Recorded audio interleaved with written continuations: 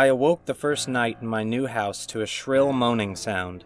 I raised my head from my pillow with a start to scan my new bedroom, but saw only open boxes and temporarily placed furniture. The moaning ceased when I came to, but I know I had heard it.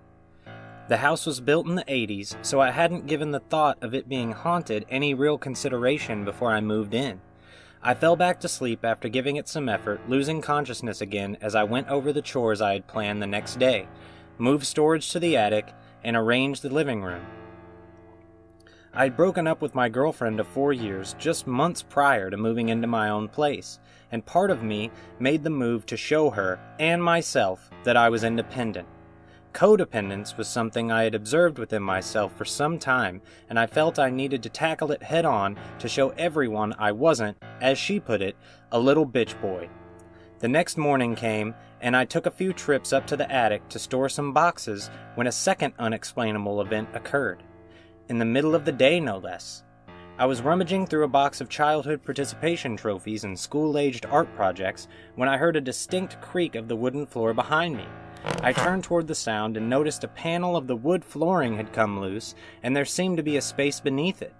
I removed the panel, which took some effort, and saw the dim outlines of several items beneath the floor.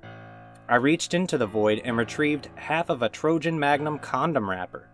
"Gross," I said aloud as I dropped it in disgust. Something else was in there too. Something furry. That's when a putrid stench I hadn't yet picked up on hit my nostrils with brutality. How had I not smelled that before now? I'd been hovering my face over this hole for longer than a minute. I gulped loudly as I slowly lowered my hand into the rectangular crevice once more and pulled out an almost bullet-shaped item with a furry squirrel's tail attached to it. It wasn't until I held it by the tail in my other hand that I recognized it for what it was. A butt plug. "Oh fuck," I exclaimed shakily as I retched and my stomach turned, dropping the sex toy. I scaled the ladder down into the house to wash my hands. I decided to move on to other projects for the time being. As I worked on other things, placing them in their permanent resting places, I wondered just how sex-crazed the previous homeowner was, and what else I might find as I turned the home into my own. That night I fell asleep easily, but awoke at 4:09 a.m. to that shrill moaning sound. It lasted about 15 minutes, and I walked around the house to try and find its source, Louisville Slugger in hand, turning lights on as I went. But it seemed to be coming from everywhere. It didn't change in volume as I walked around, and it was so loud. It was difficult to get back to sleep, but sometime around 5 I did manage it. That shrill moaning would occur every night at the same time. I began to study the sound and came to the conclusion that it was a woman moaning, most likely in pain. And then one night, just after the moaning began its nightly recital, I saw her. I'd been keeping my eyes shut through the noise each night, but on this night, I had the sudden feeling that someone was watching me. I opened my eyes and first saw her floating in the corner. I turned and my eyes opened wide at the sight of her. She was rather hot for an apparition. She was Asian after all, but she was more than default Asian hot. Huge tits, thick thighs, and what must be a bulbous ass complete with a cleanly shaved beeve. She disappeared just as fast as she came, and with her gone, the room fell deathly silent. It took far longer to fall back to sleep that night. I saw the sun come up before I dozed off. The following night, I awoke at 4:09 again, like every night, but this time I didn't hear anything. I felt it.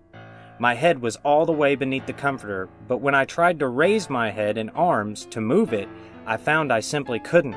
It was as if someone was holding me down and straining to move whatever it was. I smelled it. A familiar smell that I could smell clearly through the now damp comforter. Pussy. That's what it was. And then it began moving, sliding back and forth along my cheek, and along with it came the moaning, louder than ever before. It lasted the usual nighttime paranormal time limit of 15 or so minutes, and then the weight and the sound vanished. The next morning, though, was when the worst of it began. I was conscious, but upon trying to open my eyes, I became aware that they simply wouldn't. My eyelids wouldn't part, no matter how hard I tried to do the opposite of a squint. I reached my hand up and found a dried, almost powdery substance was covering them. I got enough of it off to stumble to the bathroom where I washed my face and hands. I recognized the substance on my bedsheets in the bathroom sink once I could get a good look at it. Dried jizz. Was a ghost giving me a money shot in the night? I went up to the attic to retrieve a sleep mask I had been gifted years before and didn't have a use for until now. I donned it that night for bed, and it took me an hour of my head on the pillow to fall asleep. I awoke to the moaning again, but now there was an additional voice piercing the still night air, a male voice. I tried to ignore it in the fragile solitude of my sleep mask, but then I felt my covers moving. They slid slowly down past my waist, and I grabbed them, trying to keep them to protect me. I reached a hand up to remove my mask, but then a man's voice said, "No, bitch boy, you stay in the dark." And I felt a sharp pain in my hand, and then blood running down my forearm. Had I been stabbed? Then the strongest hands I'd ever felt on me began to push and pull me around in different directions on my bed, eventually forcing me face down. That's when I felt my boxer shorts sliding over my ass cheeks and down my thighs, while a firm hand remained on my shoulder, keeping me flat on my stomach on the mattress. And then I felt something enter me. "You like that, bitch boy?" the male voice asked over and over as something massive entered me repeatedly, pounding my virgin asshole over and over until it didn't hurt anymore. The blood I had felt pouring all over the bed just wasn't there. Nothing hurt anymore. Eventually, a neighbor called the police to check on me when they didn't see me coming or going for a few days. I spent most of my time talking in the attic to Kira and Tyrone. They were, in fact, a sex-crazed couple who had died a year before I moved in from a gas leak. They hadn't noticed because they were in the middle of a marathon romp in their bedroom. A family moved in a few months after I passed. That first night, the new occupants slept in the bedroom.